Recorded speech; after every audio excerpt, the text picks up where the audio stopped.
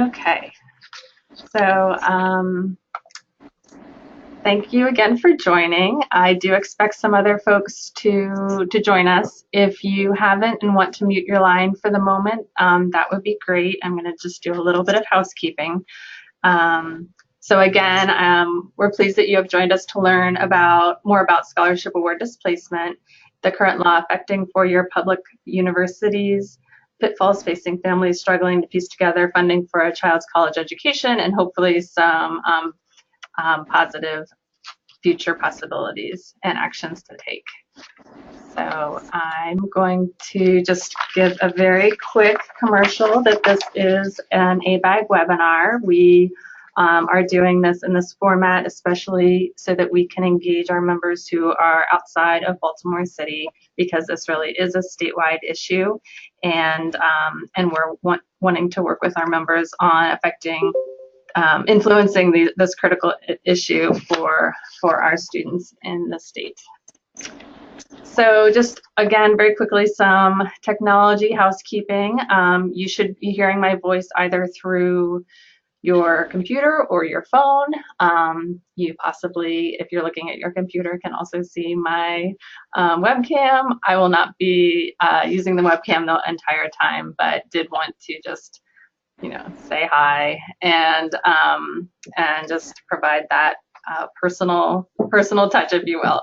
So you can, again, mute your own line. That will help with background noise, but we can unmute for any questions that folks have later on. But in the meantime, if you'd like to ask a question or to communicate some other issue, you can use the chat feature.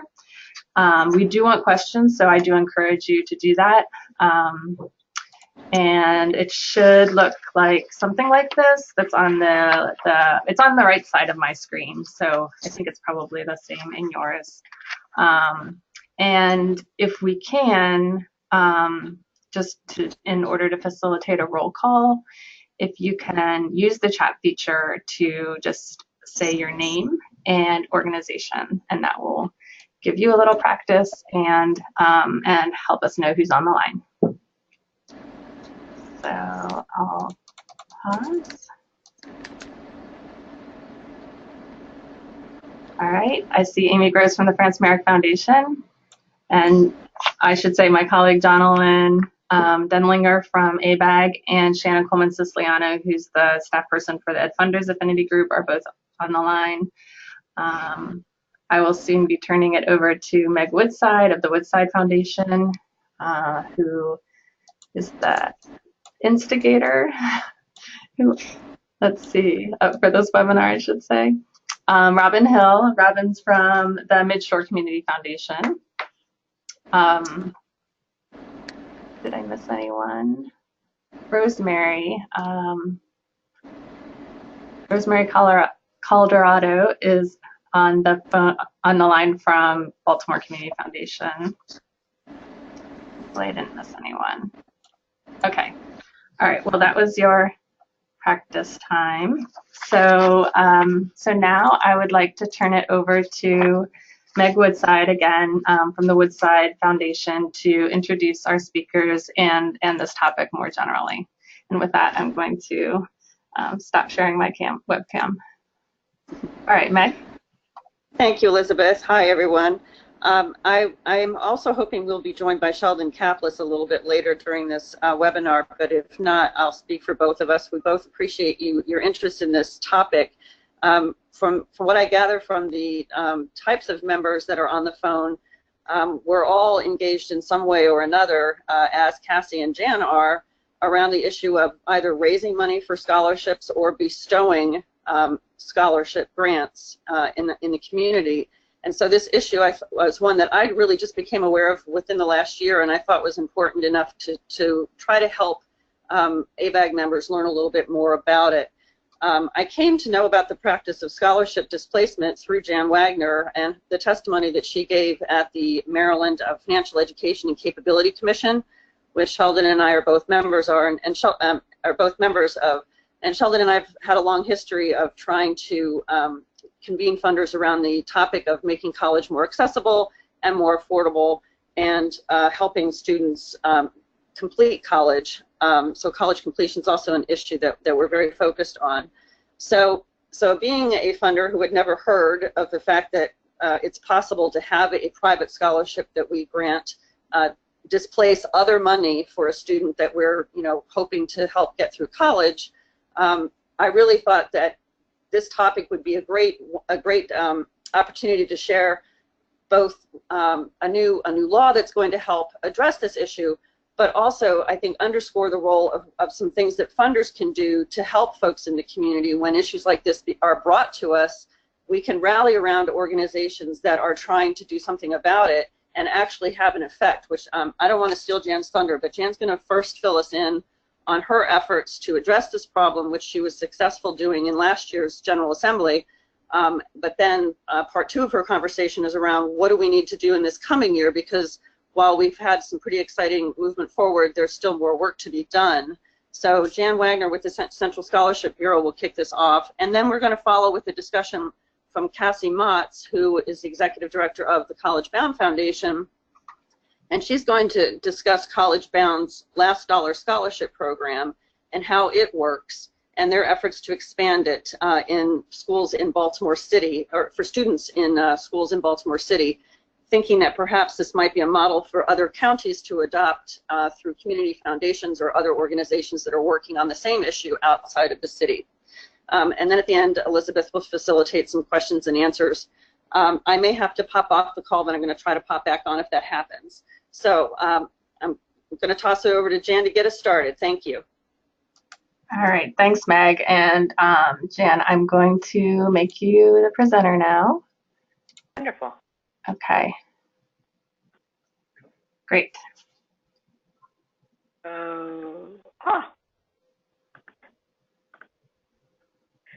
So, thank you for joining us.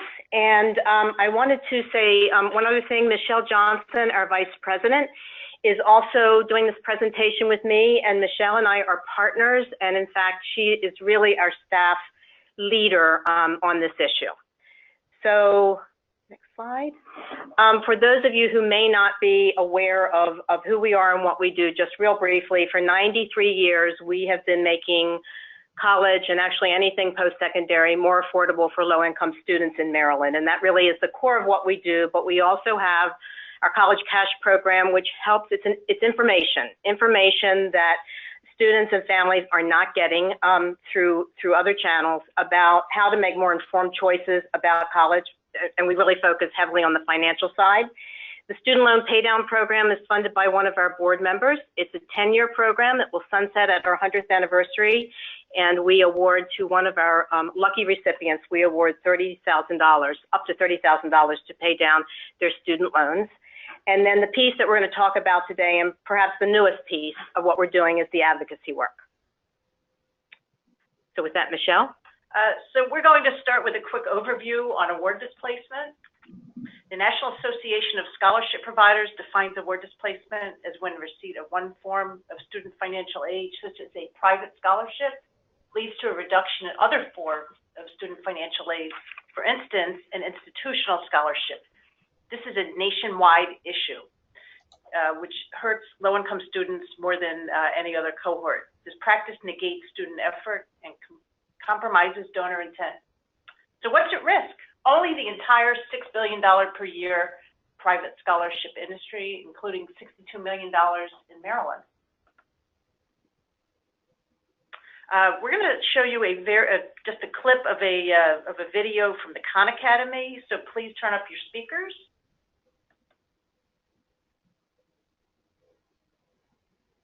Uh-oh.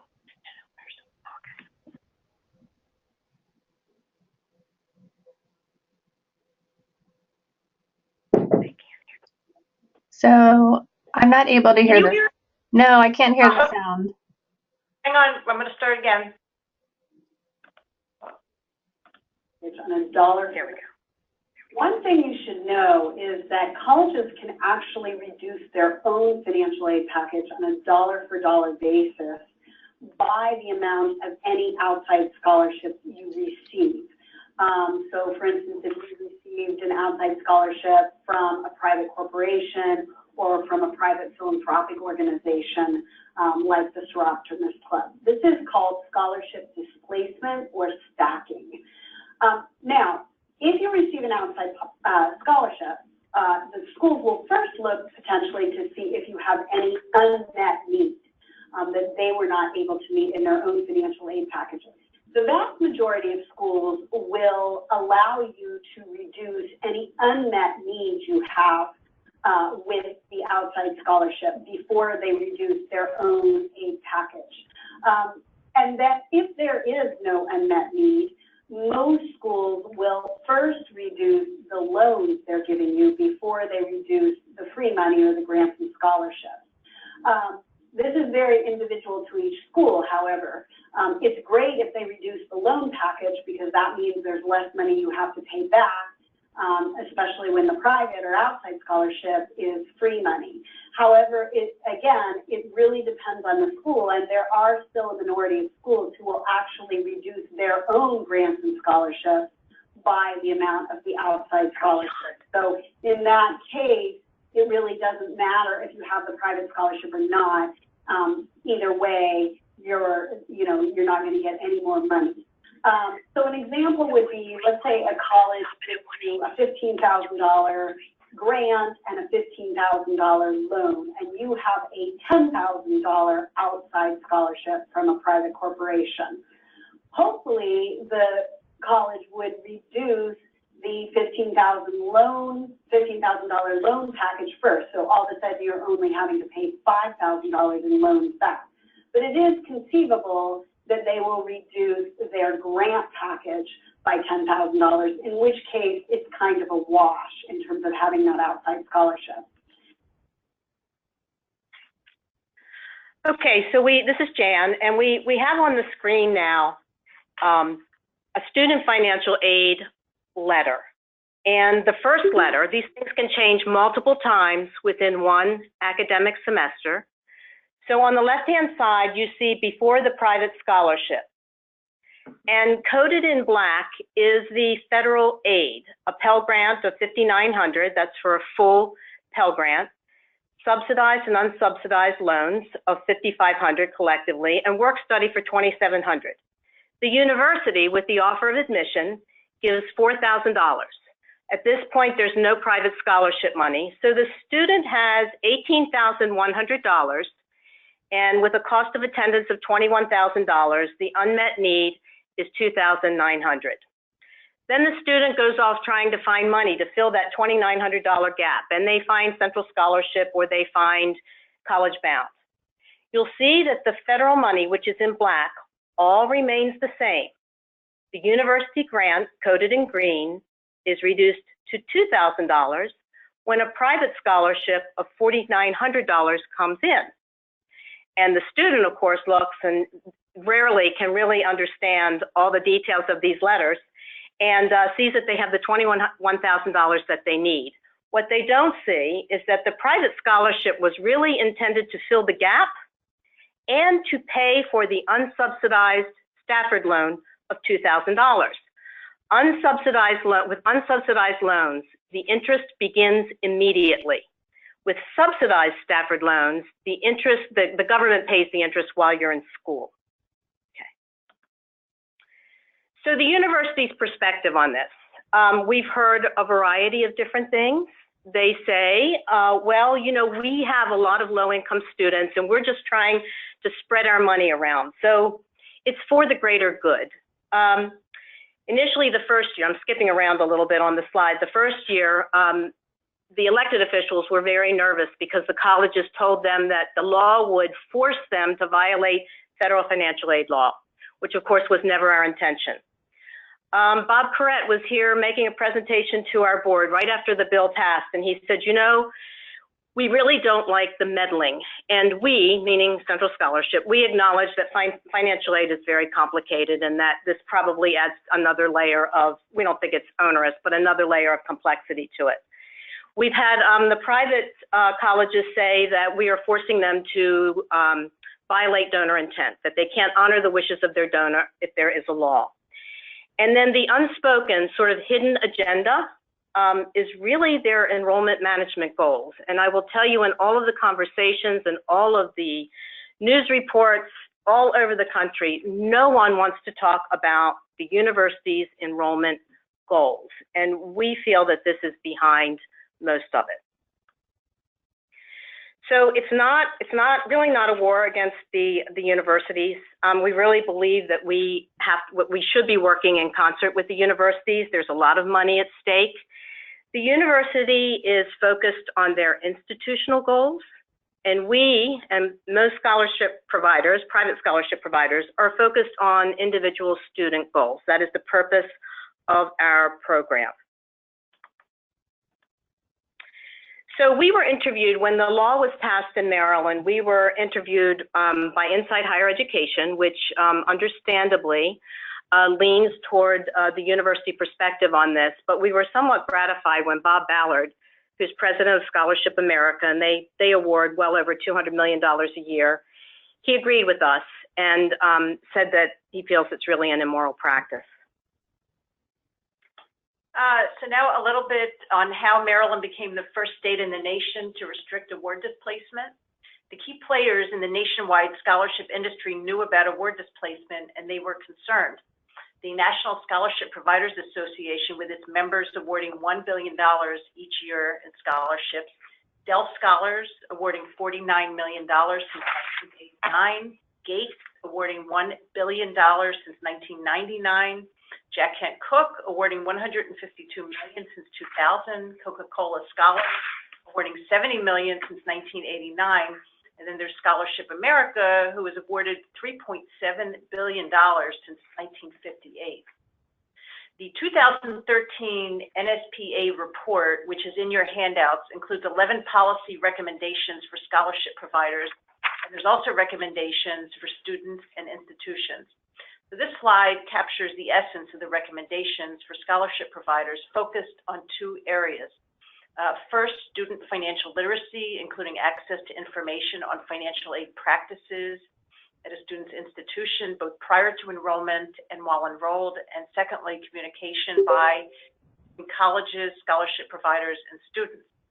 The 11 recommendations range from simple to complex, and there is much, much more to these recommendations. We hope you'll take the time to read through them, and feel free to reach out to us afterwards. Maryland was first in the nation to introduce a bill and pass a law restricting award displacement. It was a 2-year process. In 2016, the bill passed unanimously in the Senate. Hearings were held in the House Appropriations Committee, but a vote was never scheduled. The University System of Maryland opposed, with a focus on the greater good and violation of federal financial aid law. The following year, the legislation was rewritten to forbid violation of federal financial aid law. The bill passed overwhelmingly and with strong bipartisan support, 45-0 in the Senate and 138-2 in the House, and was signed into law by the governor effective July 1st of this year. Maryland's new law received much national press, beginning with a page 1 Baltimore Sun article that is in your packet, followed by the Washington Post and newspapers from coast to coast, more than 70 in all, along with industry periodicals such as the Chronicle of Higher Education and Inside Higher Education, as well as more than 60 social media mentions. More recently, a Rice University student body president wrote an op-ed in the New York Times, also in your packet, referring to the Maryland law and calling on student body presidents from around the country to sign a letter calling for restrictions on award displacement. These national experts supported the Maryland bill. Locally, the bill was supported by Central Scholarship, the College Bound Foundation, Baltimore Community Foundation, the Maryland Consumer Rights Coalition, Maryland Cash, and the Maryland Commission on Financial Education and Capability, not to mention the enthusiastic support of Jan Rivets of the Strauss Foundation. Congressman Elijah Cummings and Attorney General Brian Frosh provided some behind-the-scenes help when it was needed. Okay, what we learned. So, thank you. So what we've been told a number of times, and is absolutely true, is that there is really no data to support our argument. And the colleges have all the data. and they're not really required by law to share how they spend their institutional money.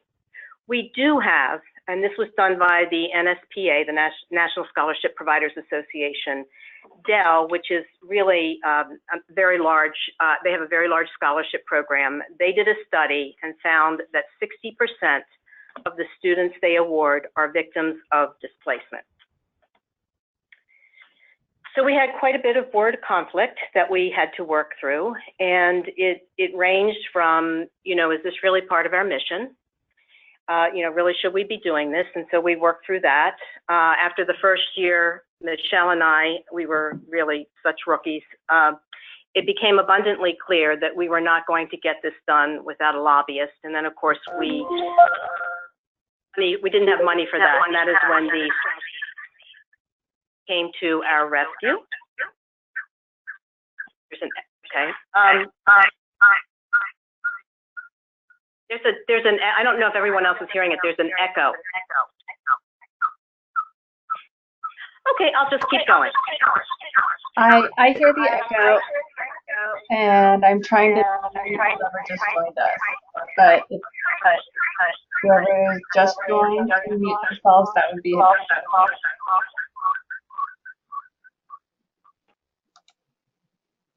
Okay, shall I? Okay. I'll continue. There were concerns about our reputation and whether someone would try to hurt us.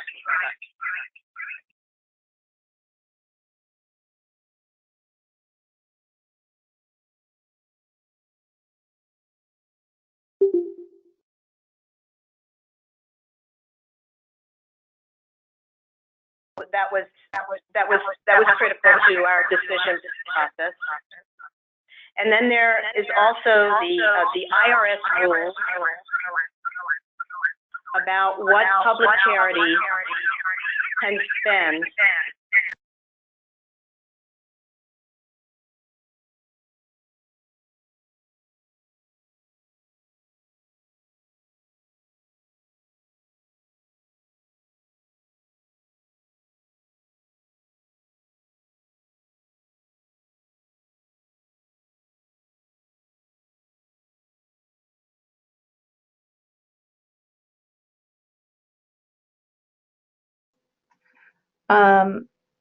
Is there still an echo that people are hearing?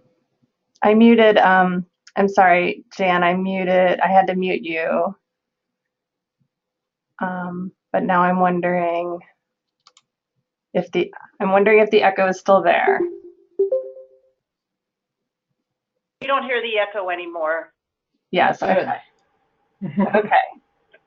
All right, so I think if you, Jan, if you go back to the previous slide, and finish up your remarks there. I had to, yes. Okay. Okay, can do. All right, sorry about that. That's okay. We had some conflict on our board about whether or not we should pursue this. Some viewed it as mission creep, although when we started discussing it, when you consider the impact to our mission, the people we're trying to help, that was sort of how we resolved that piece of it. Then Michelle and I learned after the first year, when we were really in our infancy, that this was not going to get done without a lobbyist. So then there's funding for that. And that was when the Strauss Foundation came in and made an unrestricted grant to help us with that piece of it. And there were other questions about whether or not someone would try to hurt Central Scholarship, you know, our reputation. And there were some very difficult times through these last 2 years, you know, where we were bullied, yelled at, and you know, people trying to intimidate us. But we felt that because we don't get government money, that we were on pretty solid ground, and that, you know, if we don't do it, who would? And then finally, the IRS has a very vague rule around what public charities can spend on advocacy work. There's something called the 501H election, which if you elect it, it provides a very concrete standard, and it's based on what you raise, the amount that you can then spend on advocacy. So we chose to do that through when we did our annual audit, and that was how we resolved the board conflict. There's a wonderful publication that some of you may know about. It's called Boulder Advocacy, and they have a 2-page document that I believe is in your materials. And it talks about what private foundations can and can't do around advocacy. And so private foundations are allowed to participate in this and support charities that lobby, which is exactly what the Strauss Foundation did, support election-related activities as long as it's nonpartisan, and support non-public charities. And there are many other things on this 2-page document. However, private foundations cannot engage in or directly support lobbying. So our work is not done. Private colleges displace. In fact, probably the amount of money that is awarded at public colleges in private scholarship money is far greater, which is where we started, but the practice is probably more prevalent in private colleges. And so we've had a couple of meetings already. We met with Goucher's president, Jose Bellin. I think I'd like to share a little story. So Goucher doesn't displace. But then towards the end, he looked at us and he said, you know, though, if you gave one of my students a $10,000 scholarship, I'd really be tempted. So he recommended an agreement, and that recommendation clearly made its way to the Maryland Independent College and University Association, and we've met with them. And in lieu of legislation, they would like us to consider an agreement that's modeled on a Scholarship America agreement. So that's sort of where we are right now, but we sure would love for you to join our coalition. So there's strength in numbers, and so we're hoping that you will consider it if it's appropriate for you. So any questions?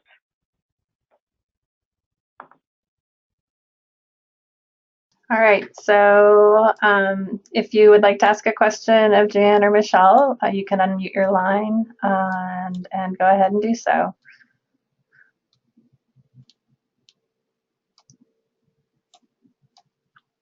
Okay, all right, with that, there will be opportunity later as well, but with that, Jan, can you pass the controls back over to me? Okay, so tell us how to do. I think you can say that you if you can say stop sharing screen. Ah, there you go. Okay. Okay, done. Okay. So, and now I'm going to share mine. I'm the new presenter, but I'm actually not. I'm really, Cassie Matz has joined me in my office. So, so I'm really going to be handing it over to her. Okay, great. Thank you. Good afternoon, everybody. Can you hear her okay? Or does she need to come closer? Should I come? Anyone? Good. You're fine. We can hear fine. Okay. Well, we're going to change seats anyway. Okay, thanks.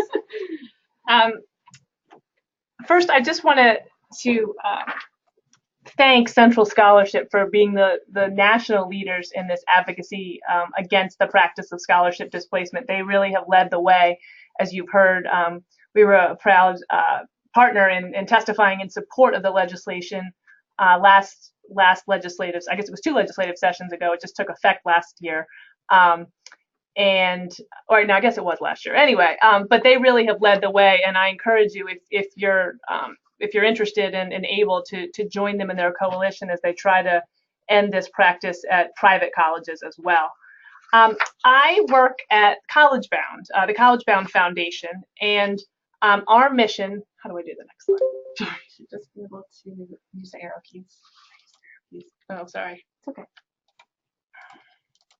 Perfect. Thank you. From now on, you should just arrow. Just arrow. And we work exclusively in Baltimore City and exclusively with public school students to help them navigate the path to and through college. So we're a college access organization, and then we also have a very large scholarship portfolio. We give away close to $3 million a year in scholarships, almost exclusively for Baltimore City public school students.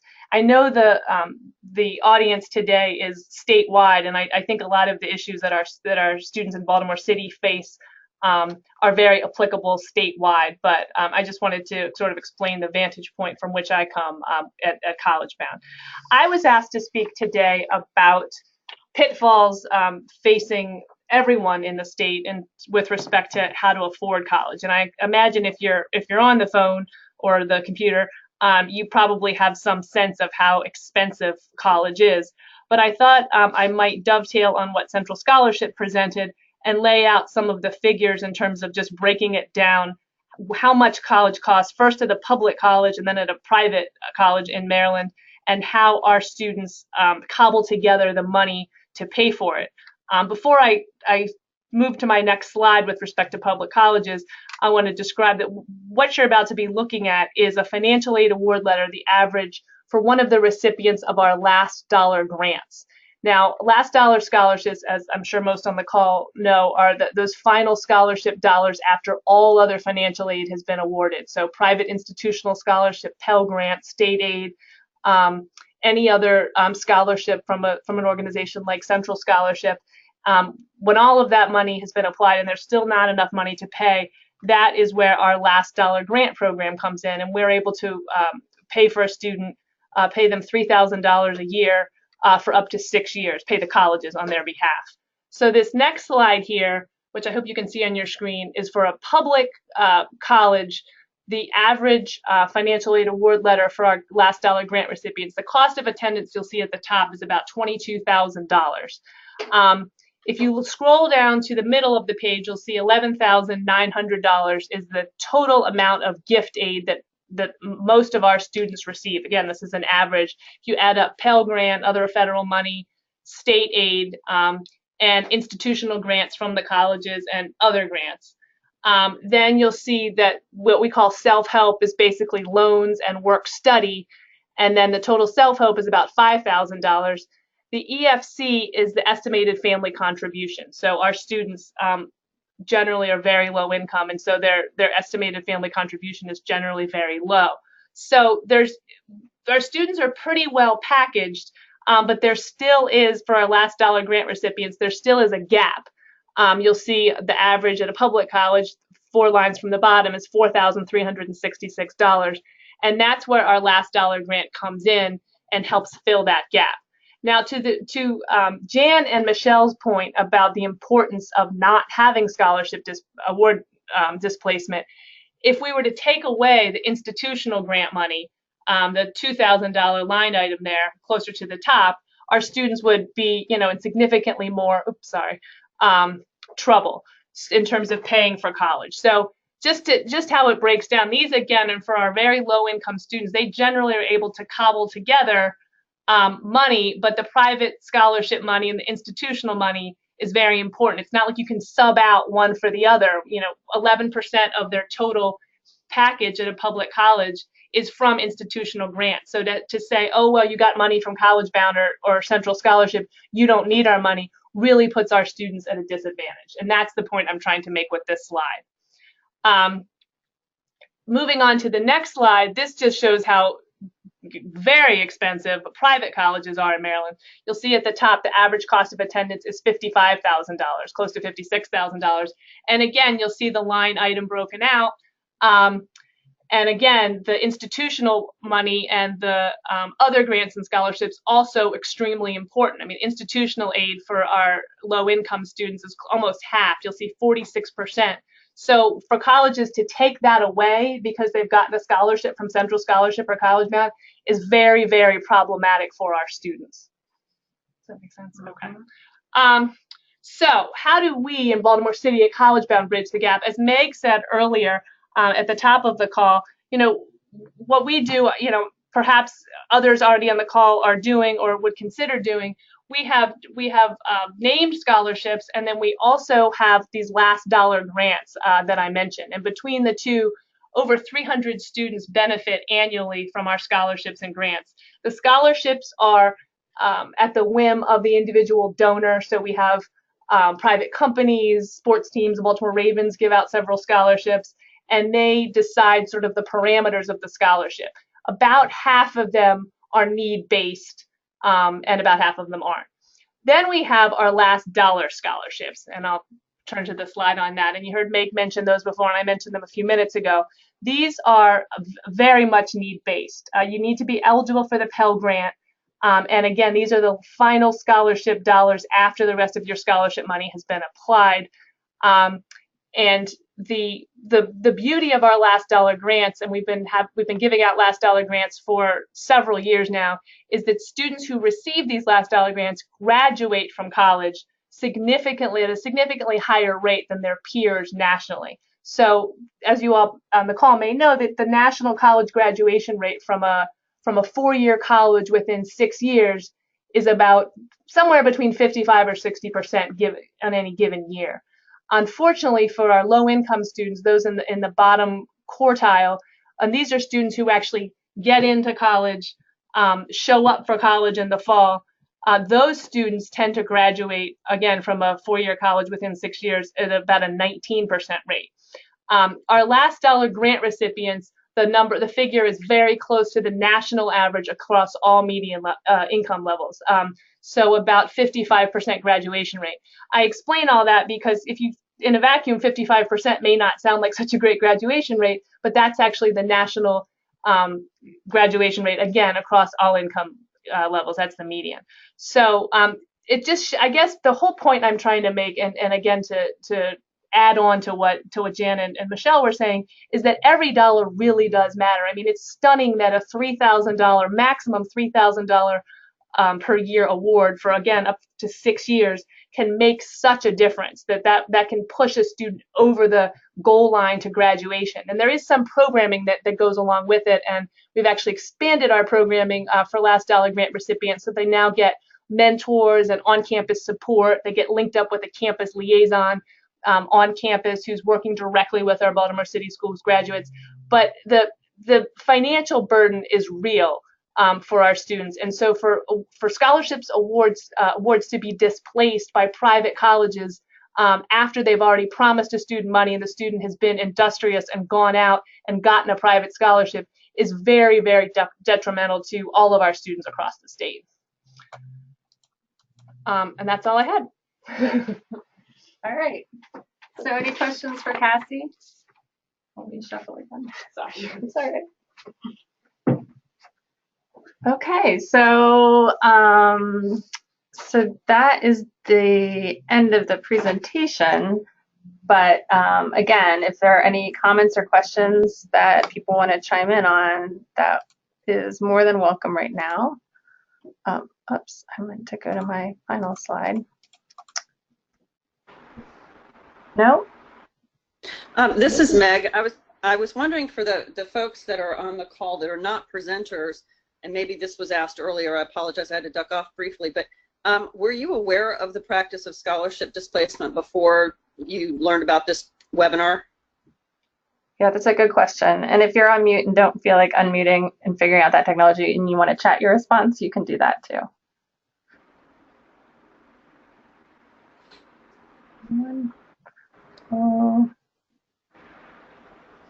Okay, well, I guess I'm going to assume that there probably is still quite a lot of lack of awareness about this out in the community. And if folks have ideas or ways that where we could get this information out to other people to sort of build a coalition and help build momentum around taking this further with private colleges, we would welcome any suggestions that you have. So this is Elizabeth. I do have a follow-up question for Jan and Michelle. If you can just expand a little bit about how foundations could support that coalition work that you referenced toward the end of your presentation. Can you just give a little bit more flavor to that? Sure. Now we are uncertain as to what our course of action is going to be for the 2018 session. We, just so you know where we are with the private colleges, we drafted an agreement modeled on Scholarship America's Collegiate Partner Agreement, And basically, we came at it from the standpoint that we are representing all low-income students in Maryland. And so should they agree to this, and this would be all of the private colleges who are members of MICUA, the Maryland Independent College and University Association. That would mean that they would agree not to displace private scholarships that are given to any student attending their institutions. That's really the upshot of the agreement. If they do not agree, then we will likely, these are the two obvious, who knows what's going to happen, then we will introduce legislation in the 2018 session. And if we had a letter of support from the Association of Maryland's Community Foundations, it would be extraordinary. We know that most of the community foundations in Maryland have very large scholarship programs, and we suspect that they and their donors have no idea that this is what is going on. And so that would, Michelle, do you have anything else you want to add to that? The only thing I would like to add is if there are additional questions about award displacement after this webinar, please feel free to reach out to us. Mm-hmm. Of course, and we will provide your contact information as well as the reference materials that you referred to earlier. I do have a question from Amy Gross. It says, could you do a webinar like this for community foundation donors such as UCF and others? So that's a great. The answer is yes. Mm-hmm. Yes. Yeah. So we are reaching out to staff at this point, but sure, I'm sure that donor base could hear directly about this. I think that's a great idea, particularly if Jan's hope of engaging with folks isn't successful, and we actually have to go through the legislative route. Having a coalition of not only the community foundations and funders, but the actual donors to these vehicles themselves as well, saying this has to stop, would be helpful. Yep. Right. So any other comments or questions? Okay, so like I said, I'll provide the presentation slides and the other the materials to everyone who registered, but it will also put them on the ABAG website so that they'll be there for your future reference as well. And let's see, Jonalyn, do you want to remind folks about the next MCFA meeting? Sorry to put you on the spot. I know you're muted, so I'm going to do a little filler. No, I'm good. Can you hear me? Yes. So for Community Foundation members, we are meeting on December 4th in Easton, Maryland. We're waiting to hear back confirmation as to whether it will happen at Midshore Community Foundation offices or in a space right next to their offices. And we will do a recap of this conversation for those who couldn't be on this, including I'll reach out to you for more specifics around this letter of support, but present that to those community foundations. So we're discussing a whole bunch of topics, but we will add this to the agenda. Great. Was that Robin? This is Jonalyn. Oh, Jonalyn, I'm sorry. Okay. No, you're fine. Okay, great, thank you. All right, well, we can, without further ado, we can sign off. And I want to thank everybody again for joining, and especially for our speakers for their time and sharing their knowledge with us. All right. Thank you. Thanks.